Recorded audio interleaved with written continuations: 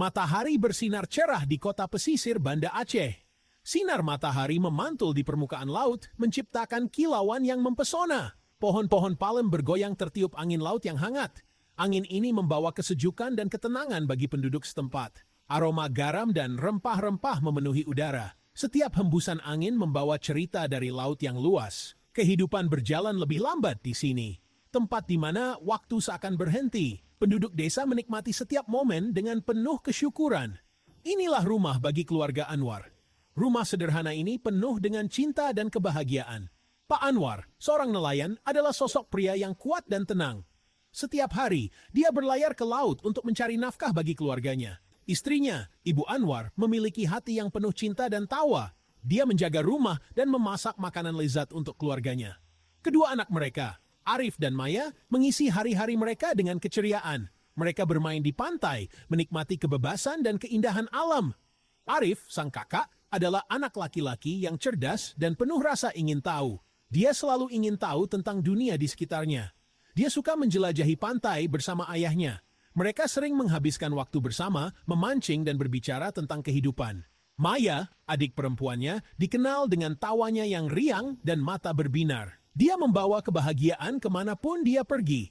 Dia mengikuti Arif kemanapun, tawanya menggemakan suara kakaknya. Mereka berdua adalah sahabat sejati. Hidup mereka sederhana, tapi sempurna. Keluarga Anwar saling menyayangi. Mereka menikmati setiap momen bersama, baik saat makan bersama maupun saat bermain di pantai. Dan hanya itu yang penting, kebahagiaan dan cinta adalah inti dari kehidupan mereka di tepi laut ini. 26 Desember 2004, pagi menjelang seperti hari-hari lainnya di Aceh. Matahari mulai muncul di ufuk timur, menyinari desa pesisir yang masih terlelap. Matahari terbit, menebarkan sinar keemasan di atas air laut yang tenang. Cahaya pagi yang lembut menyelimuti desa, memberikan kehangatan dan harapan baru. Para nelayan, termasuk Pak Anwar, berlayar di bawah langit yang berwarna merah muda dan jingga. Mereka memulai hari dengan semangat, berharap tangkapan ikan yang melimpah. Ibu Anwar menyiapkan sarapan, aroma nasi melati dan sambal harum semerbak di rumah mereka yang sederhana. Di dapur kecilnya, ia memasak dengan penuh cinta untuk keluarganya. Arif berkejaran dengan Maya, tawa mereka bergema di jalan-jalan sempit. Keceriaan mereka menambah semarak pagi itu, mengisi udara dengan kebahagiaan. Suasana kehidupan yang biasa, penuh dengan harapan untuk hari yang baru. Orang-orang mulai beraktivitas, menjalani rutinitas harian mereka dengan penuh semangat. Tak seorang pun bisa membayangkan kegelapan yang mengintai di balik permukaan laut yang tenang. Udara terasa hening, seolah menyimpan rahasia besar yang akan segera terungkap. Matahari semakin tinggi di langit, sinarnya semakin terang. Hari mulai beranjak siang, namun ketenangan masih menyelimuti desa. Hari itu seperti hari-hari lainnya. Atau begitulah menurut mereka. Mereka tidak tahu bahwa dalam beberapa saat, hidup mereka sangatlah manis. Tiba-tiba, tanah mulai bergetar. Gemuruh rendah terdengar di udara, semakin keras setiap detik. Dinding-dinding berderit, piring-piring berdentang. Bumi berguncang hebat, membuat orang-orang terjatuh. Kepanikan melanda seluruh penjuru Banda Aceh. Ibu Anwar sambil memeluk Maya, terhuyung-huyung menuju pintu.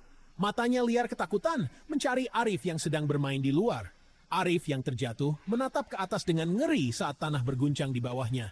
Dunia seakan terbelah. Jalanan yang tadinya familiar kini berubah menjadi lautan kekacauan dan ketakutan. Pagi yang damai telah berubah menjadi mimpi buruk. Raungan memekakkan telinga membelah udara. Dari kejauhan, dinding air yang mengerikan muncul dari laut. Lautan, yang dulunya sumber kehidupan, kini berbalik menyerang mereka.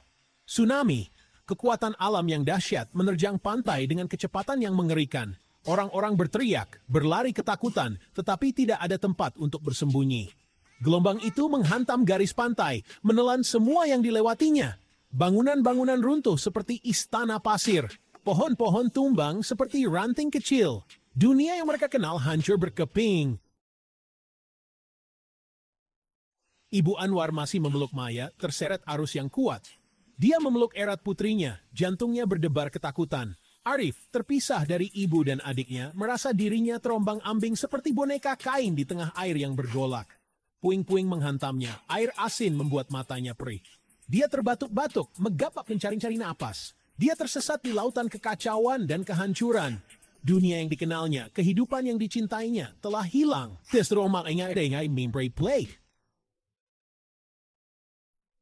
Hari berganti malam. Matahari memanggang tanah yang hancur. Bau busuk mayat dan pembusukan memenuhi udara. Ibu Anwar yang terluka dan memar menolak untuk putus asa. Dia berpegangan pada puing-puing bangunan putrinya yang mungil. Secara ajaib tidak terluka, dipeluknya erat-erat. Pikirannya tertuju pada suami dan putranya. Di mana mereka? Apakah mereka masih hidup? Arif, lemah dan kelelahan, berjalan tertatih-tatih di antara reruntuhan. Dia memanggil ibu dan adiknya. Suaranya serak dan penuh keputusasaan. Tapi tak ada jawaban. Hanya suara angin yang bersiul di antara puing-puing. Di tengah kehancuran, rasa kemanusiaan muncul. Orang-orang asing berbagi makanan dan air yang mereka miliki.